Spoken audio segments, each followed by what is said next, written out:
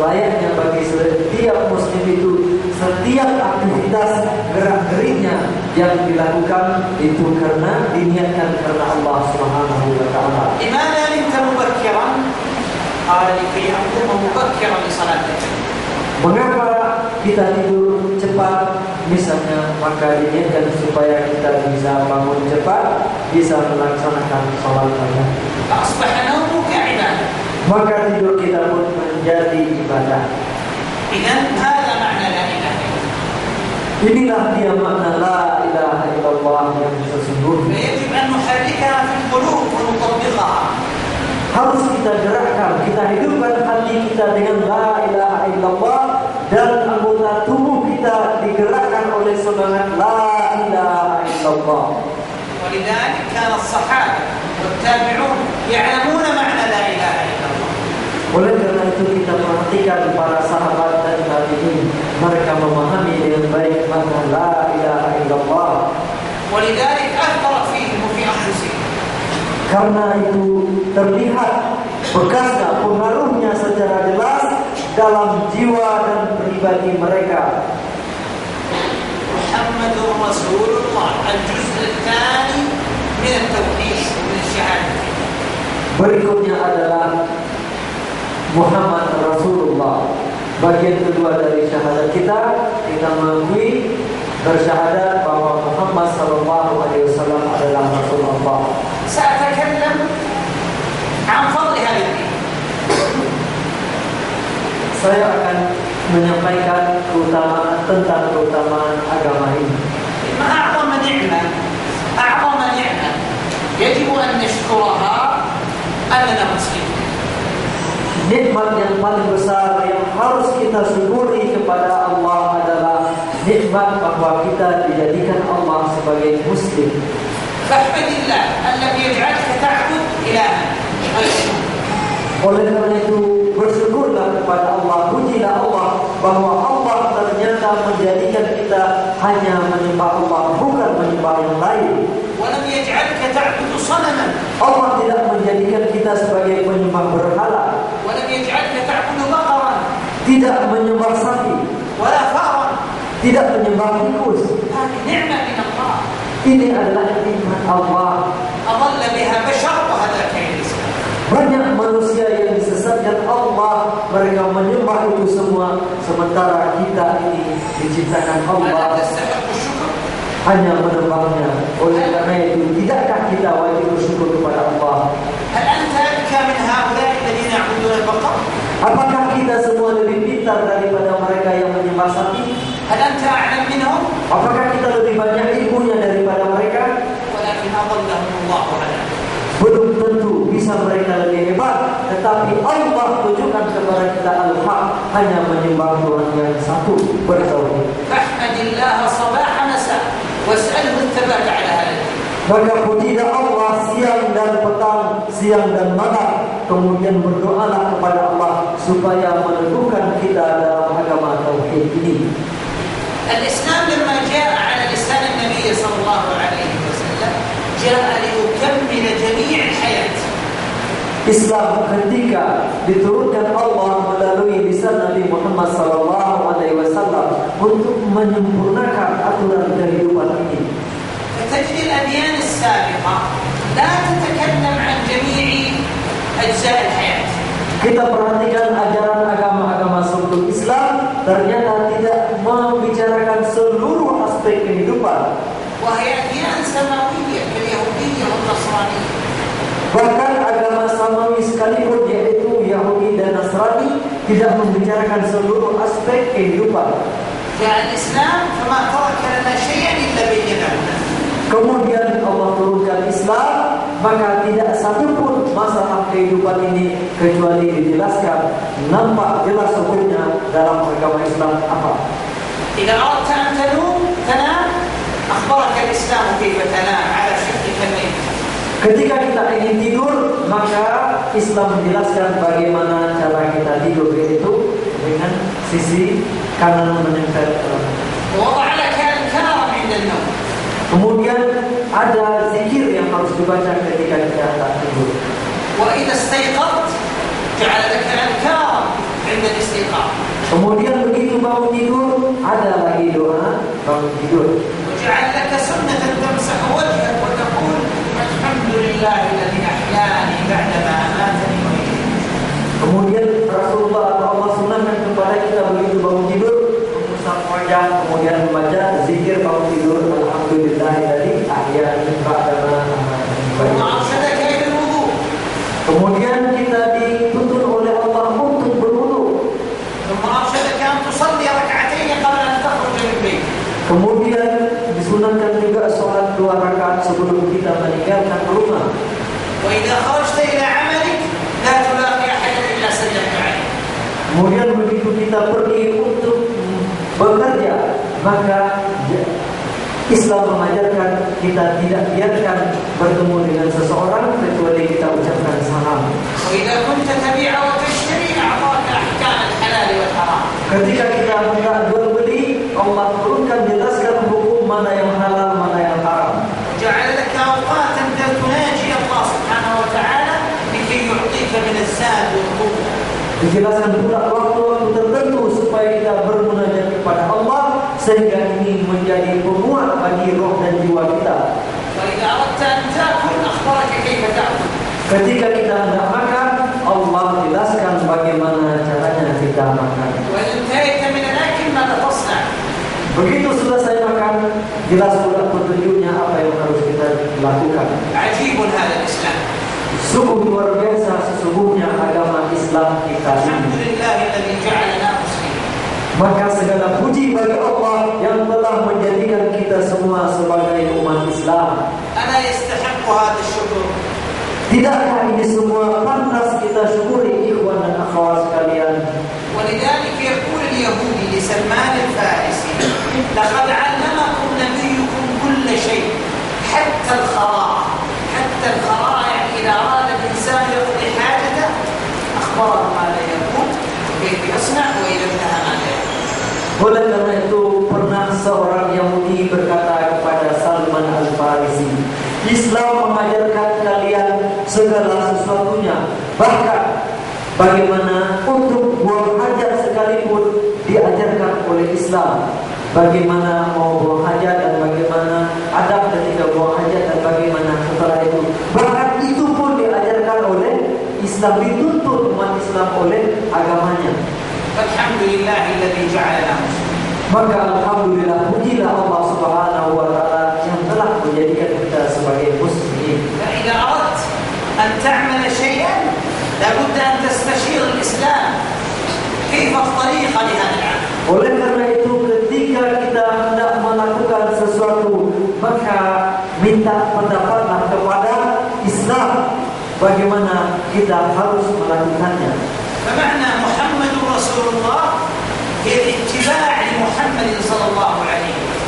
Makna Muhammad Rasulullah, mengakui Muhammad sebagai utusan Allah adalah mengikuti petunjuk beliau, دون اتباع شياطين الإنس أو شياطين الجن. tidak mengikuti syaitan-syaitan baik dari kalangan manusia maupun dari golongan jin, أو اتبع ما في القلب atau من الهوى. mengikuti hawa nafsu, kata hati kita. ولذلك أصبحت العبادة لا تزيد ولا تنقص، أصبحت كاملة. Dengan demikian, dengan memedomani apa yang diajarkan oleh Rasulullah, maka ibadah itu pun jelas dia tidak ditambah-tambah dan tidak dikurang-kurangi standar dari zaman Rasulullah hingga hari kiamat kelak. اليوم أكملت لكم دينكم وأتممت عليكم نعمتي ورضيت لكم الإسلام دينا. Allah Subhanahu wa taala berfirman, pada hari ini kusempurnakan untukmu agamamu wahai Muhammad dan kulengkapkan untukmu nikmatku dan aku ridai Islam sebagai agamamu. فلا تأتي لنا بعبادة لم يأتي بها محمد. Oleh karena itu janganlah kita lakukan ibadah yang tidak pernah diajarkan oleh Nabi Muhammad SAW. فيكفي ما جاء به محمد. Cukuplah bagi kita apa yang diberikan dan diajarkan oleh Rasulullah. لو جاءنا رجل وفي الساعة الثانية ظهرا جلس في الشارع، جلس في وسط الشارع، قلنا له ماذا تصنع؟ قال أتعبد الله. Misalnya kalau ada seseorang kita lihat jam 12 siang tengah terik matahari dia berdiri sendirian di tengah jalan. Kemudian ketika ditanya ngapain, katanya saya berpanas-panas menyiksa diri untuk berhamba atau beribadah kepada Allah. Nah, gimana pendapat kita dengan orang ini?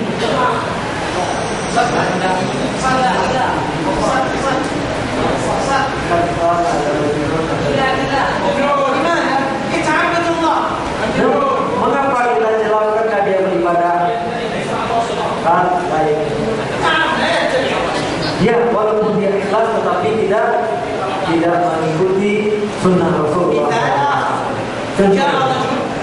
وقال أنا أريد أن أنام مقلوبا عبادة تعبد الله. Ada lagi yang misalnya yang lain, dia tidur tapi kakinya ke atas, kepalanya ke bawah, menyiksa diri. Gimana dalam rangka beribadah? Saya siksa diri bercapek-capek dalam rangka beribadah kepada Allah. Nah, apa komentar kita? Gimana?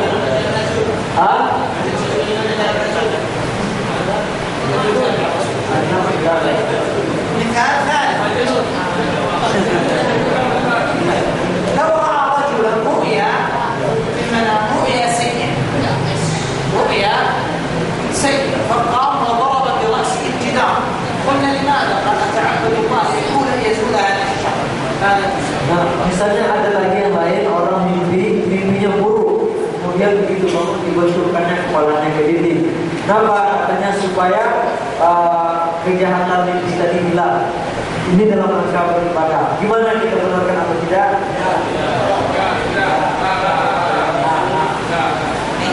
لو جاء رجل قال إن رأيت شيئا من الشر في الرؤيا نفذت على يساري ثلاثا. أعوذ بالله من الشيطان الرجيم. أعوذ بالله من الشيطان الرجيم. أعوذ بالله من الشيطان الرجيم. قلنا ماذا تصنع؟ قال عبادة. Kemudian kalau misalnya ketika bangun tidur dia mimpi jelek, dia bangun dia meludah ke kiri 3 kali, auzubillahi minasyaitonir rajim gitu. Ditanya mengapa seperti itu, katanya ibadah. لماذا قلتم صحيح؟ لماذا 3 خطأ و1 صحيح؟ Dan mengapa yang 3 tadi salah dan salahkan sementara yang terakhir kita benarkan?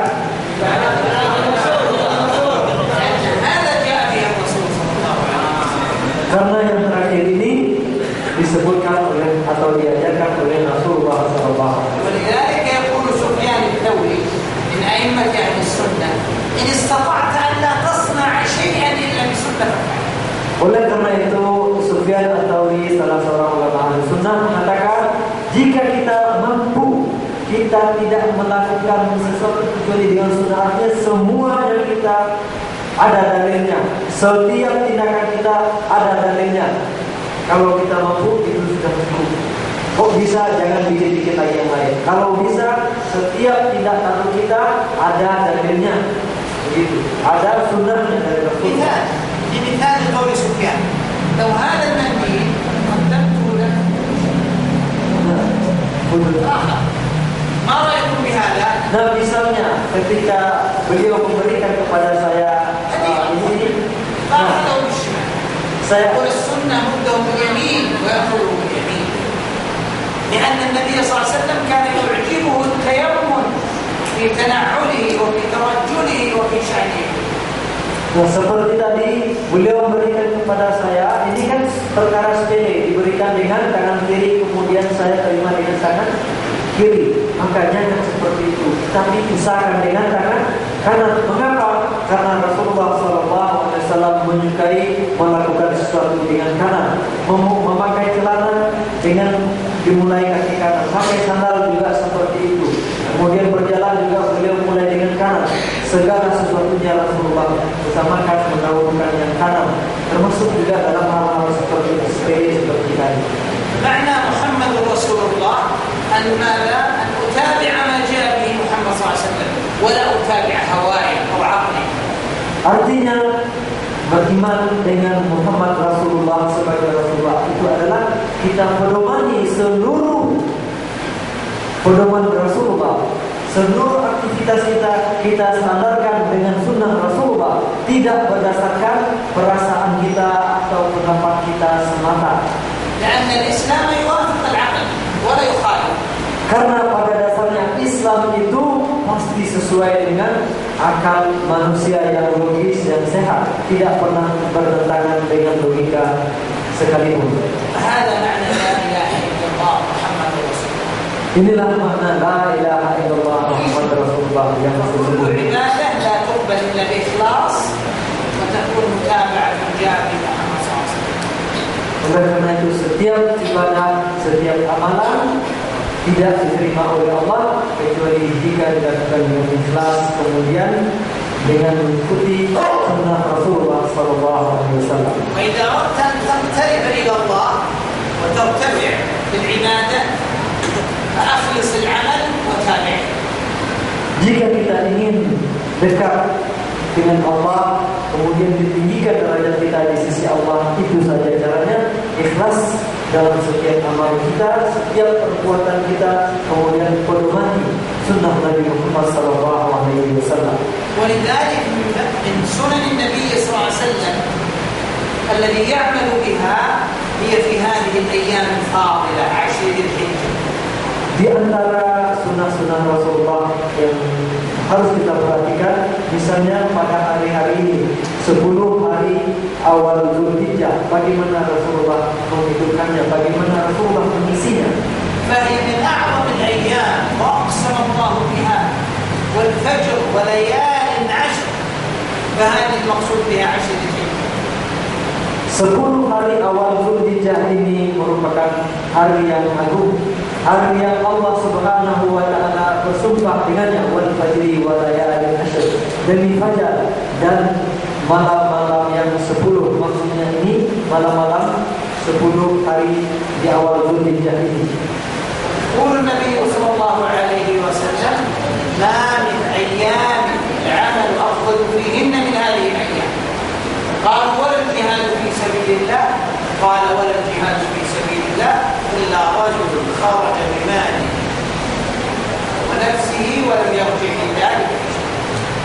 Kata Rasulullah mengomentari 10 hari awal Zulhijjah ini, beliau mengatakan, sabda beliau, tidak ada satu hari pun melebihi 10 hari di awal Zulhijjah ini. Ibadah di 10 hari di awal Zulhijjah ini tidak ada yang menandinginya.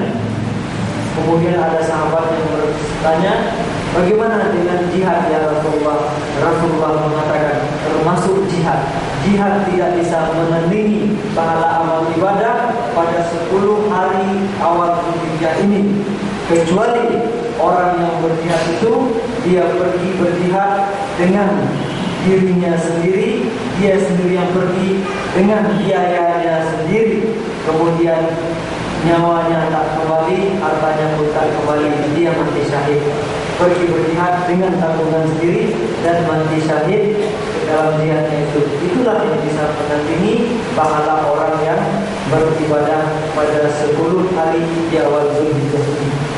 الله تعالى لما جعل الأمم السابقة أطول أعمارا منا وجعل أمة محمد بين 60 و70 أعطاهم أيام تتفاضل فيها الأعمال، فأعطاهم رمضان وأعطاهم 10 ذي الحجة وأعطاهم المحرم وأعطاهم عاشوراء وشوال لكي يتنافسوا مع أمم كانت أطول منهم أعمارا. Umat-umat sebelum Rasulullah, umat-umat sebelum umat Nabi Muhammad SAW diberkahi Allah dengan usia yang panjang, sementara umat Nabi Muhammad rata-rata dari 60 sampai 70 tahun.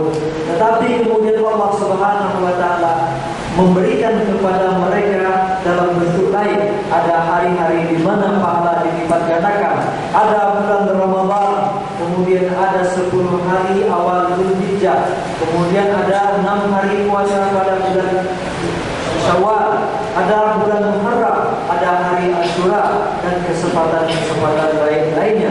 Semua itu memberikan kesempatan bagi kita untuk bisa berlomba-lomba dengan umat-umat sebelum umat Nabi Muhammad SAW karena usia mereka panjang.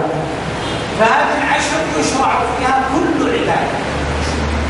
Maka di 10 hari awal Zulhijjah ini disyariatkan, dianjurkan untuk melaksanakan seluruh amal ibadah apa saja yang kita mampu kerjakan. ويتعاظم فيها العمل. Kemudian pahalanya dilipat gandakan oleh Allah.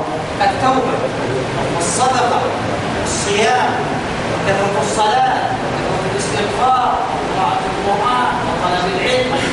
Taubat, doa, kemudian kita berpuasa, salat sunnah, kemudian juga zikir, istighfar, menuntut ilmu, semua amal ibadah maka diagungkan, artinya dilipat gandakan pahalanya pada 10 hari awal Zulhijjah ini. فحاول أخي أن تسابق بهذه الأعمال. Oleh karena itu berusahalah kita berlomba-lomba untuk melaksanakan amal-amal ibadah tersebut. ولا تمر عليك هذه الأيام دون عبادة. Jangan biarkan hari-hari yang 10 ini berlalu tanpa kita isi sama sekali dengan ibadah. فقد لا تدرك العشر القادمة في السنة القادمة. Barangkali 10 hari awal Zulhijjah tahun depan tidak mampu lagi kita gapai. وكم من الناس العام الماضي كانوا معنا واليوم في الكفر. Dan betapa banyak orang-orang yang pada tahun lalu dalam kesempatan yang sama ada bersama kita dan hari ini mereka sudah berada di kuburnya masing-masing. أسأل الله أن يوفقني وإياكم لكل خير وأن يجعلنا هداة مهتدين لا ضالين ولا مضلين ونصلي ونسلم على نبينا محمد وعلى آله وصحبه وسلم. Saya berdoa kepada Allah Subhanahu wa taala semoga Allah memberikan taufik kepada kita semua untuk semua kebaikan. Kita semua yang kita lakukan adalah kebaikan dan setiap kebaikan yang ada dapat kita laksanakan. Semoga Allah Subhanahu wa taala menjadikan kita sebagai hidayah di mana saja dan bagi siapa saja, di mana saja kita berada dan siapa saja yang ada di sekitar kita. Tidak dijadikan Allah sebagai orang-orang yang salah jalan kemudian menjadi penyebab bagi orang lain terjerumus kepada jalan yang salah pula. Kemudian kita bersalawat kepada Nabi Muhammad SAW dan mendoakan keselamatan untuk beliau.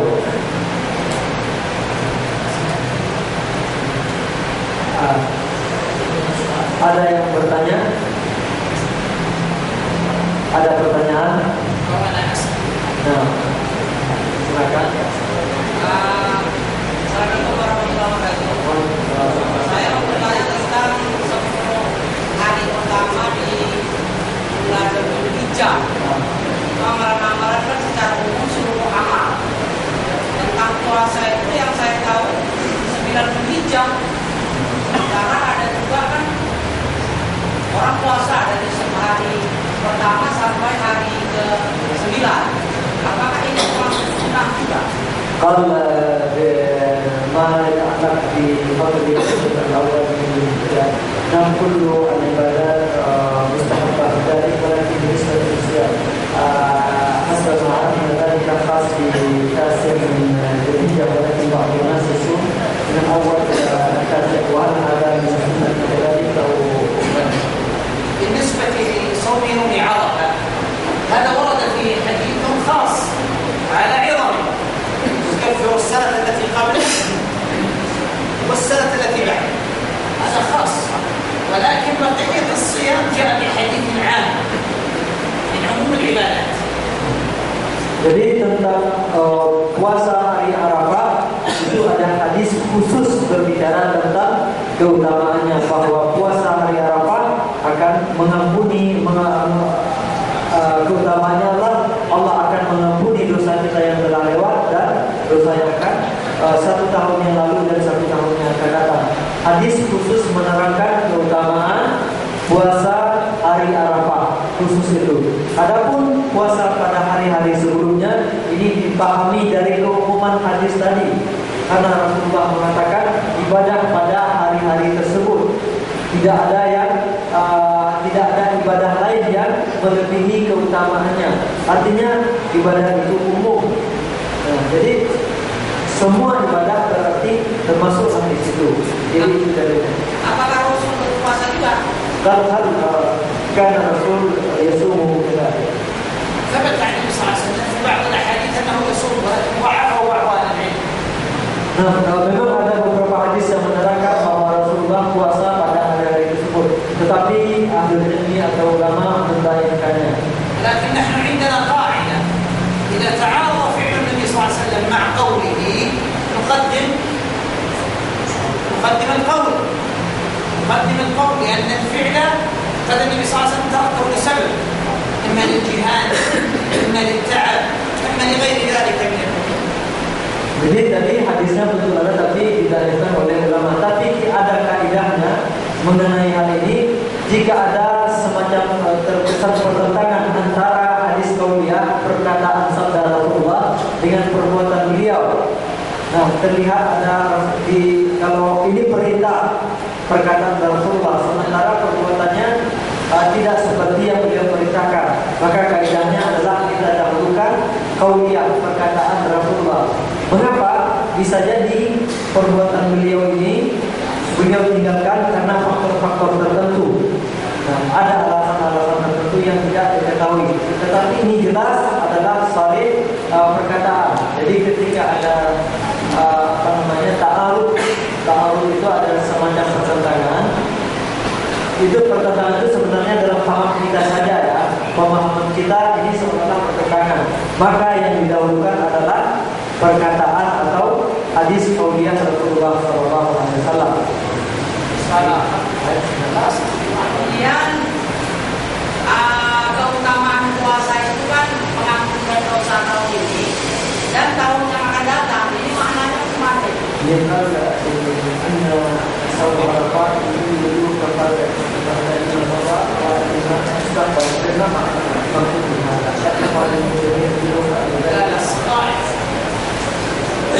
دائما الاحاديث التي جاء فيها تكفير الذنوب انما هي للصغائر. Jadi setiap hadis yang berbicara tentang takfir dulu pengampunan dosa itu maksud adalah dosa-dosa kecil, bukan dosa besar. Adapun dosa besar harus diiringi dengan taubat. Khusus kita berampun untuk dosa-dosa tersebut. Yang lain? Bagaimana diatur untuk takdir Ramadan dan 10 awal dari أيهم أفضل 10 أواخر من رمضان أو 10 أواخر من يقول شيخ الإسلام أن ليالي رمضان أفضل ونهار ذي الحجة أفضل. النهار في ذي الحجة أفضل من نهار رمضان وليل رمضان أفضل من ليل.